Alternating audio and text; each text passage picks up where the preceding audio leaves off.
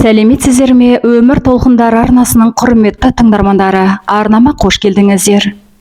Өмірде болған шынайы оқиғаларды тыңдағыңыз келсе, арнама тіркеліп, қолдау көрсете отырыңыздар. Ауылдың күндізі асып, түні жанға жағымды салқын болып тұрған әсем кезеңі. Ауыл бағы адам айтарлықтай бапталған, жинақталған деуге келмесе де, өңкей біркелкі ағаштар, кейбір тұстары бұтаусыз, қараусыз қалғаны. Баққа шынайы табиғи орман әрін беріп тұр. Сол бақтың шеткері тұсында, уақытында Алтыбақан орналасқан биік сахна тәріздес алаңша бар.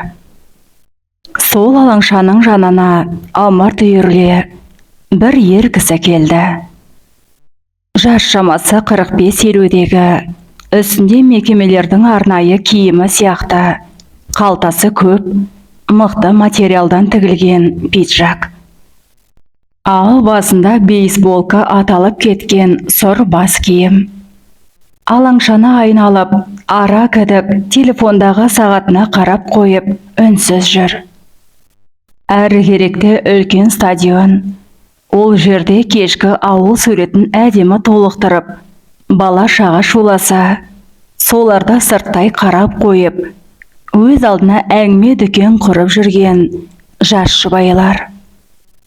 Олардан беріде стадион шетіне орналасқан орындықтарда суретке түсуге құмар, мәре-сәре болып отырған жастар. Әдемі ауыл кеші. Қаттылау шыққан ер адамдардың дауысына бұл елең ете қалды. Жоқ, оқыс ештеңе жоқ. Бұлар бақпен ауласы ұштасып жатқан қатар тұрған екі мектептің қарауылдары. Кешке қарай осылай бір шама уақыт әңгіме дүкен құрып, өткен кеткенді айтып, сөйлесіп тұрудың екі пайдасы бар. Біріншісі, қарауылдың уақыты өтсе, екіншісі мектептер күзетсіз емес дегенді білдіргендей. Әрине, бейне бақылауда бар. Сонда да мектеп маңында айналып, қарауыл жүргені біраз сес айбар ғой. Бұл тағы бір рет сағатына қарады. Иә, келгеніне бар жоғы 20 минуттаяқ болыпты. Бұл төмен қарап, әлдене есіне түскендей болып, жымиып, еріксіз естеліктерге ерік берді. Иә, осыдан 30 жыл бұрын бұл оны алғаш құрдас баласының тойында кездестірген. Құрдасы үйленіп жатқан қыздың қасына құдаша қыз жолдас болып келген екен. Бұйралана төгілген шаштары, шоқтай жанған көздері, аппақ сұлу дидары, ашық қызыл далап жаққан еріні, бәрі 18-ге жаңа толған мұны. Яғни, осы әңгіменің кейіпкері талапты көрген жерден баурап алған. Қыздың аты Балжан екен. Балжан десе, дегендей жүзі бал-бұл жанып тұрған. Теңдесі жоқ керім сұлу. Табиғатында бұйығы, көбінесе жолдастарының тасасында қалып қоятын бұл. Бүгін бар ынтасымен қызды өзіне қаратқысы келген. Бұйығы болғанда артық көпірме сөзі жоқ. Бірақ сөйлесе әр сөзіне мән беріп, түбін түсіріп сөйлейтін бұл жігіт Балжанның да көзіне түсіп отырғанын білген жоқ еді. Балжан ерте есейген қыздар қатарына қоятын өзін. Сондықтан өз бағасын білетін, және сонысын мойындата алатын қыз. Өзі құдаша, өзі жұрттан әдемілігі көзге ұрып тұрған сұлу қызға әркімде сөйлеп қалғысы келіп, өліп отырса да, Балжан неге екені белгісіз, бидай өңді, қоңыр көзді, алып бара жатқан әдемілігі жоқ қара шашты жігітке назар аударған. Жігіттердің киім киюі, шаш қою үлгілеріне көп мән беретін. Балжан Талаптың ақ көйлегі мен шалбарының көбірек жуылғанын, көне тоздау екенін байқады. Сол кездегі жігіттердің мықтылары Малвина банан шалбарын киіп, қолдарына мантаны сағат тағатын. Шаштарды бір текті асимметрия үлгісімен хэви метал үлгісінде. Ал Талапта оның бірі жоқ. Кәдімгі ауыл баласы. Бірақ та осы бала Балжанның көңіліне жақын болды да қалды. Той соңында ішкені бар, сауы бар жігіттер Балжанды шығарып салуға таласты. Ал Балжан бәрін таң қалдырып, Талапта таңдады. О, ақмақтың жолы болғыш. Ой, мынау масқара болып, жолда құдашаны жоғалтып алар. Барғанша қолынан ұстай алса, бұған герой беруге болады. Әй, жолдан ит шыға келсе, Балжанға тығыларсың. Қараңғыдан қорқып жылап отырма, деп дуылдасты да қалды. Әрине, Талап дәл ондай бозымбай емес екенін дастарханда отырғанда да, би кезінде де қыз жүрегі сезген. Бірақ енді бір азырақ қорқынышы, үндемегеннен үйдей бәле шығады деген зорлап тастамаса болар деп сескенгенді. Жоқ, Талап олай істеу туралы ойлағанда жоқ. Тек шыққаннан нағыз ер кісіше қызды қолтығына алды да алға бастап кетті. Небәрі 2 көшеден соң тұратын қыз үйіне тез жетті. Жол бойы әдемі ғана тіл қатып, әңгімесін қысқа сыпайы әзілмен толықтырып, жақсы жағынан көрінген Талапта қыз неге екені белгісіз шөп еткізіп сүйіп алды да, енді бар, итке таланып қаларсың, біздің ит өте қабаған, деп сықылықтап күлген. Бұл енді қашан кездесеміз, қашан шыға аласың деді. Балжан өзін қорқынышсыз, ерке сезініп тұрған. Қашан шығара аласың, сол күні шығам ғой, сен енді менің жігітімсің ғой, деп тағы сықылықтап күлді. Талап сол күннен бастап жүрегінің басқаша соққанын сезінгендей. Жатса тұрса сол қызды ойлайды. Үнемі соның жанында болғысы келді.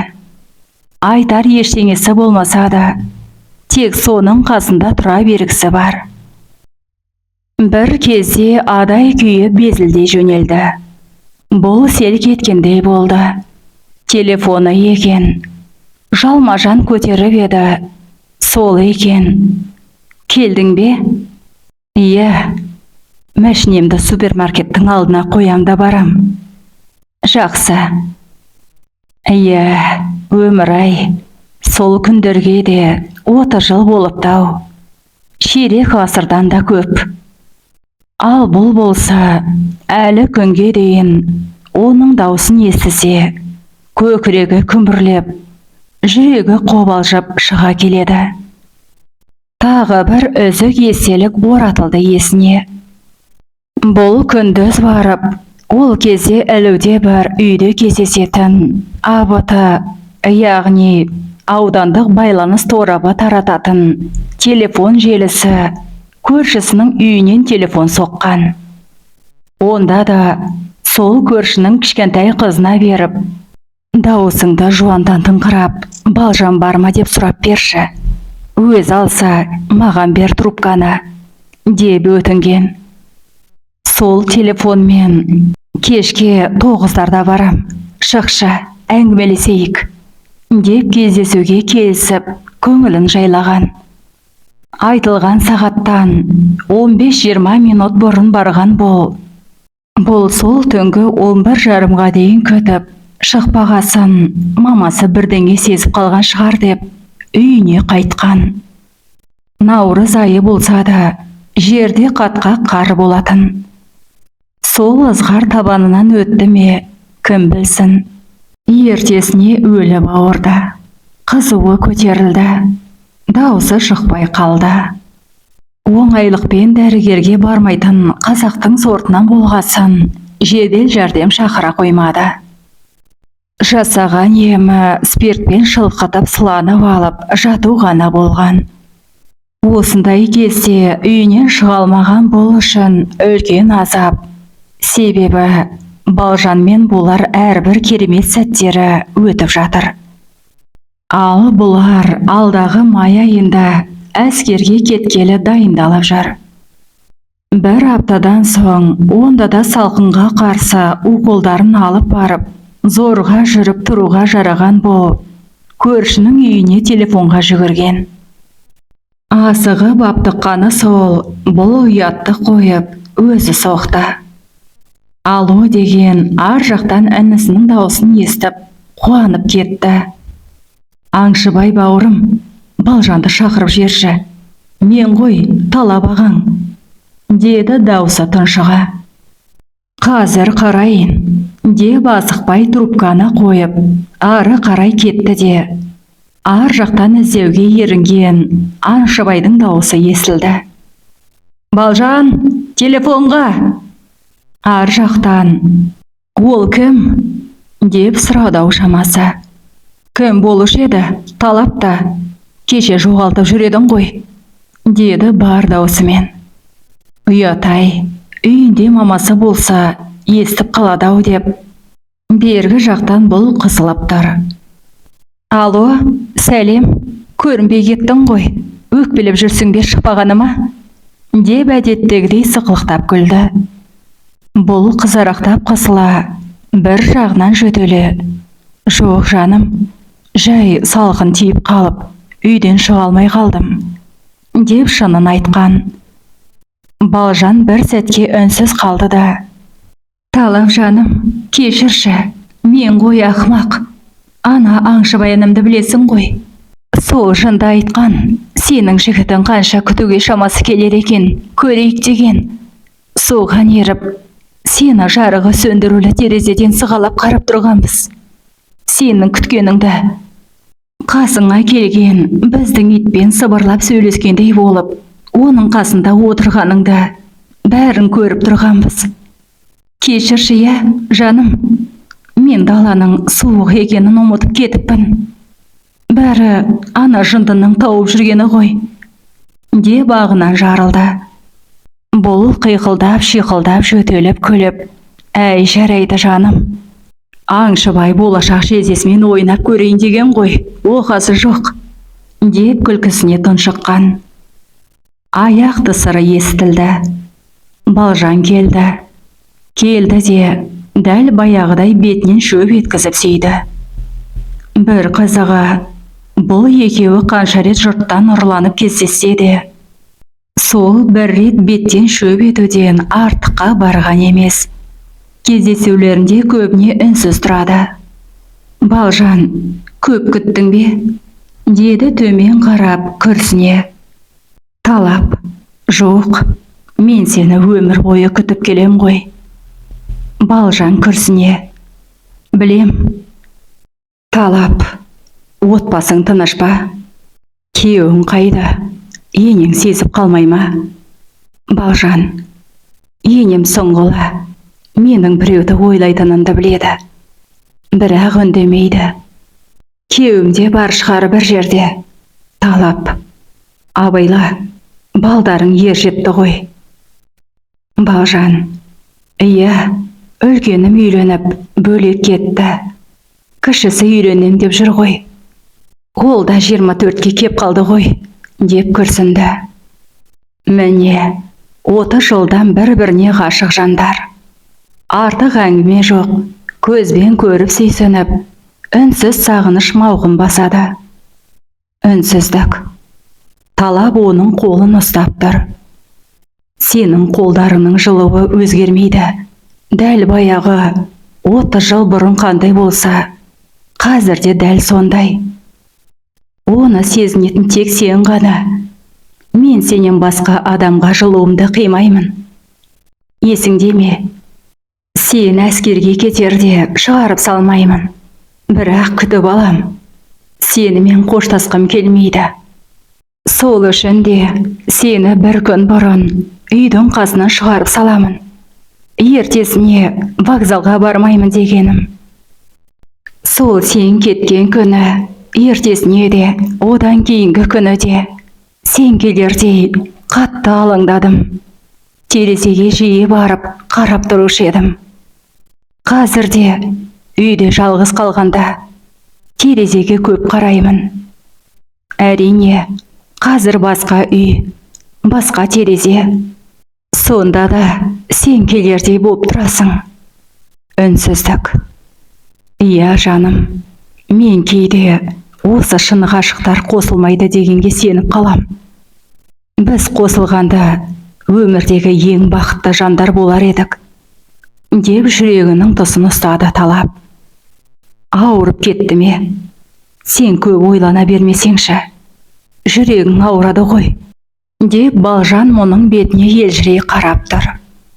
Қызық, дала қараңғы, ағаштардың арасы, ал бұл екеуі күндізгідей бір-бірінің беттерінің әрбір қимылын көріп сезініп тұр.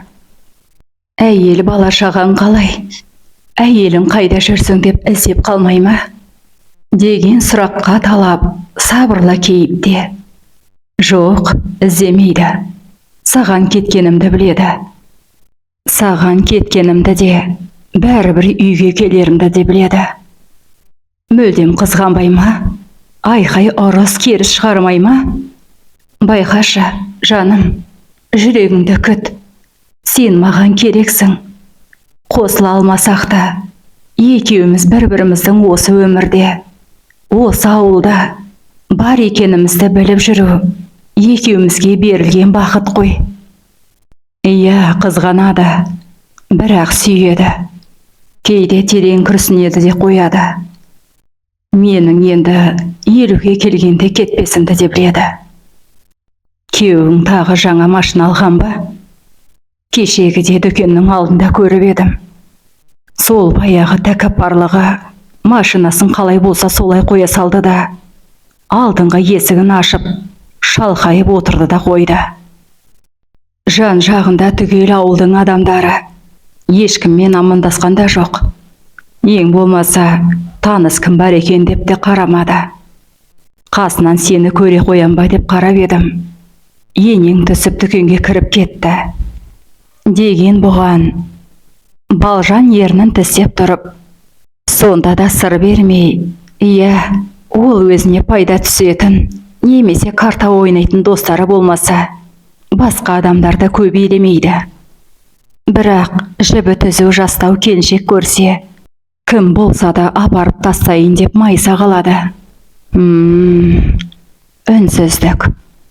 Қосылмаған екі мұңлыққа ағаштар арасынан тек қана жұлдыздар үрке қарап, жылт-жылт етеді.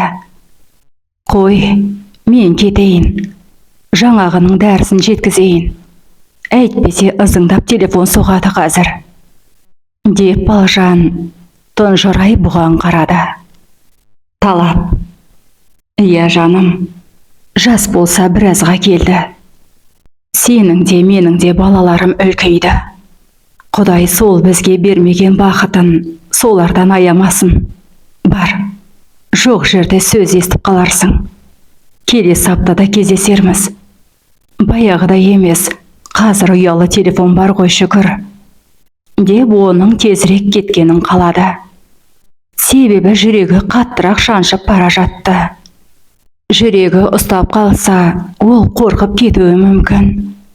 Талап қараңғыда жаяу жүргіншіге арналған жолмен жылдамдата басып бара жатқан. Сүйіктісінің артынан ұзақ қарап қалды. Бұған Балжан төмен қарап, иығы селкілдеп жылап бара жатқандай көрінді.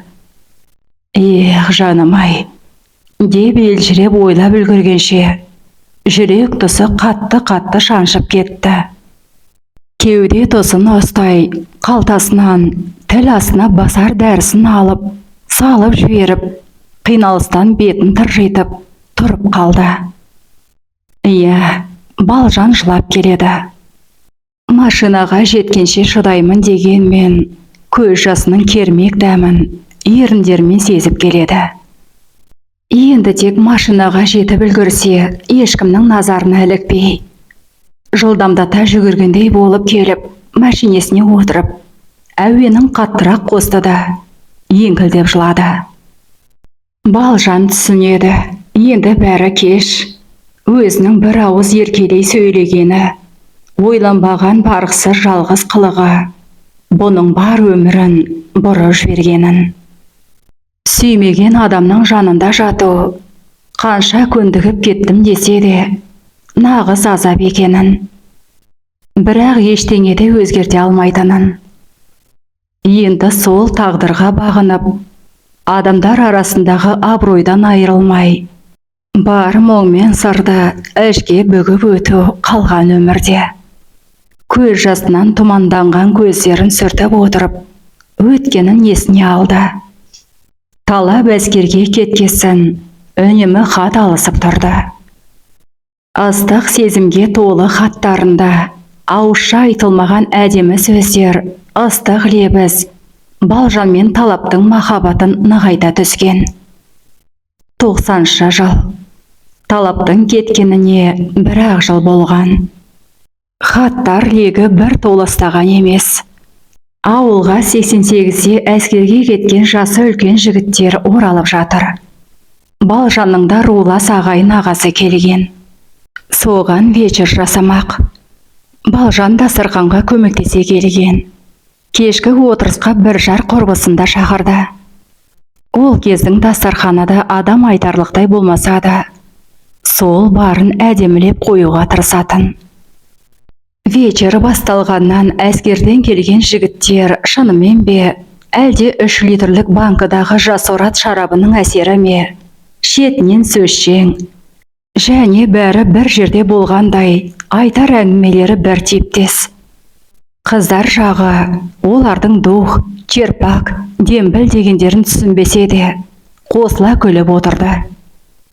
Сөйтіп өз ара дуылдасып отырғанда, тағы 2 жігіт кіріп келді. Балжанның көзіне бірден ол түсті. Киімі, өзін ұстауы, өзін өмірдің қожайыны санайтын адамның сипаты. Келгеннен, менің орным осы, дегендей төрге озды да отыра сала. Мына сасықты ішіп отырсыңдар ма? Өй, дембілдерге вино емес, арақ ішу керек қой. Будем пить и гулять, будем девушек ласкать, деп қарқылдады. Бұндайда дарқылдақ болады екен-ау, жігіт деген, деп іштей тіксінді Балжан. Қыздар, танып қойыңыздар, атым Жан болады. Әдемі қыздарға Жан деуге де болады, деп тағы жыртылды. Осындай қыздармен дастархандас болғаным үшін бүгін мен қиям, деді де, братишка, беспадла, мәшінедегі арақтың бәрін әкелші осында. Қасындағы жігітті жұмсап жіберді. Дастарханда отырғандар дуылдасып кетті. Жәке, жарайсың, жүрген жерің осы ғой сенің, деп қолпашқа көміп жіберді. Сырттан келген братишкасы дастарханға сыңғыр еткізіп, қолындағысын қоя салды. Ішінен 3-4 шөлмек ақ арақ, банкадағы қияр қызанақ, түрлі конфет консервілер, 2-3 пачка Клеопатра темекісі. Дембельский суық пайок деп тағы қарқылдап күлді. Вечерлері әбден қазды.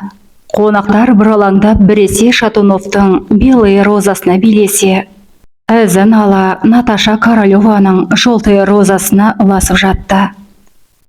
Би басталғаннан үй иелеріне қолғабыс жасап жүрген бұны Жанболат іздеп келді ас үйге. Жүр, билейікші, жас кезде ас үйде емес, биде шаршау керек қой, деп қол қалады. Қолын тимей жатыр, деп сылтау айтып құтылмақшы болған бұны жеңгелері ұстап бергендей қылды. Қызау, барсайшы, бұл жерде бізден ауысар шаруа жоқ. Бар, бір мезгіл билеп бойыңды жас, деп үгіттеді. Соған арқаланған Жанболат бұны қолынан жетектей бастады.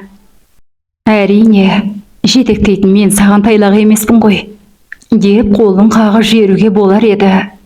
Өзін әдепсіз қылып көрсетпейін деп, Оның үстіне жас қызға аз үйдегі тірліктен билеп жатқан орта көбірек қызық болып көрінді де амалсыз жетекке ерді. Бұлар бөлмеге кіргеннен вальс басталды да, бұл амалсыз Жанболатпен билеуге мәжбүр болды. Мен саған үйленетін сияқтымын, саған олай сезілмей ме? Деп бірден кетті Жанболат. Бұл сықылықтап күлді де, сізге сияқты болып көрінген нәрсе маған да солай көрінсін деген емес шығар. Оның үстіне менің жүрегімде бір жігіттің аты жазулы. Ол да сіз сияқты әскерде жүр. 1 жылдан соң келеді. Сондықтан босқа шаршамаңыз, деген сыпайы түрде. Оған тоқтамаған жігіт. Дембелдер тұрғанда салагаларға қыз жоқ. Оның үстіне өзіңдей қыздың жүрегін жаулаған жігіт ауылға келгесін қатынсыз қалмас, деді шімірікпей. Бұл белінен ұстаған қос қолды қағып жерді де, жоқ бош бар, көргенсіз, деп жылдамдата бөлмеден шығып кетті. Сол кеткеннен артына қарамастан кейіне сала үйіне зытты. Бұл соңынан еріп шықпақша болғанда, әскерден кеп жатқан ағайын ағасы тоқтатып тастапты. Жөніңе жүр, ол маған қарындас қой, деп. Содан бұл үйіне келіп, әдеттегідей талаптың суретін қолына алып, төсегіне қисая кетті. Оны қатты сағынғанын, оны күтіп жүргенін, ол келер кезде вокзалда тұрарын, ешкімнен қысылмастан мойнына асыларын айтып жатып, тәтті ұйқыға кеткен. Нөмірін қайдан, кімнен алғаны белгісіз. 2 күннен соң Жанболат бұған телефон соғып тұр. Бұл талап әскерге кеткелі, телефонға мән бермейтін болған. Онымен тек почтада переговор арқылы ғана сөйлеседі. Әдеттегідей телефонды үйдің кішісі аңшыбай алды. Балжан, сені бір братан сұрайды. Жоқ дей салайын ба? Өзі қуама, жаргон қосып сөйлейтін бірдеңе ғой, деді. Бұл жоқ, кім болса да адамның баласы ғой. Ұнамаса орнына қоя салам ғой, деді де телефон тұрған бөлмеге беттеді. Кездесейік дейтін біреу болса, кешке кел десейші, итке талатып қызығын көрейік, деп тырқылдады аңшыбай. Балжан. Алло, кім екен? Жанболатпын ғой. Кешегідегі қылығыма кешірім сұрайын дегем.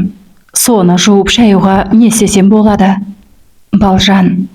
Асылып қалсаңыз жеткілікті. Өйткені таныспай жатып өзіңізді дөрекі көрсеттіңіз, деді де бұл тұтқаны қоя салды. Содан соңда телефон әлденеше шырылдаған. Бұл алған жоқ. Содан тағы 1 күн өткен соң, түстен кейін бұған дос қызы келді, Матикош. Келді де жаңалықты зулатты. Кеше сол Жанболаттармен бірге бір жерде вечерге барған. Өте қызық болған. Балжанды да әкелейін дегем, бірақ ол өте үркек екен.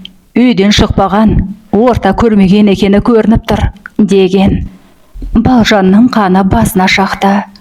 Орта көрмеген дегені атысталая дегені ме? Көрсетейін мен оған. Енді бір кездескенде ит терсін басына қаптайын, деп кіжінді. Дос қызы Матикош, олар бүгін танцыға барамыз деген.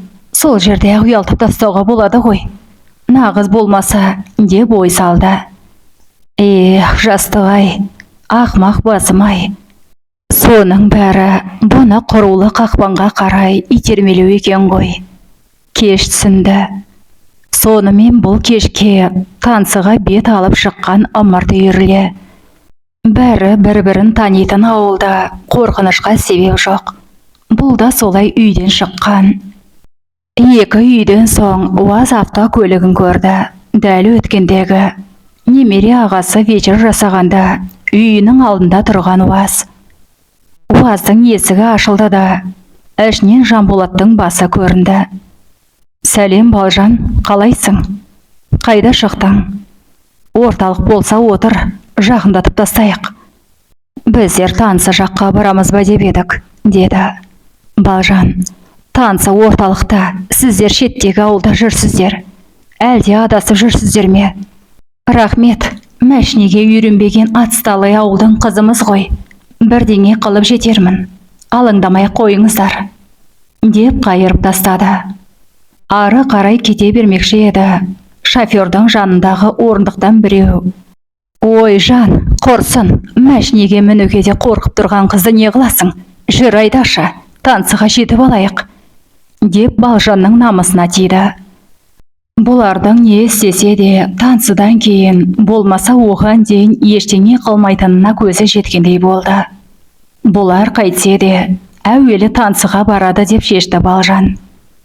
Сол жерде қыздарға қосылса, содан соң қорқыныш жоқ деп сенген Балжан. «Кешірерсіздер, бірақ қорқатын адам мен емес», деп машинаның артқы есігін ашты да отырып алды. Құрметті тыңдарман, әңгіменің жалғасын келесі бөлімінде тыңдайтын боласыздар.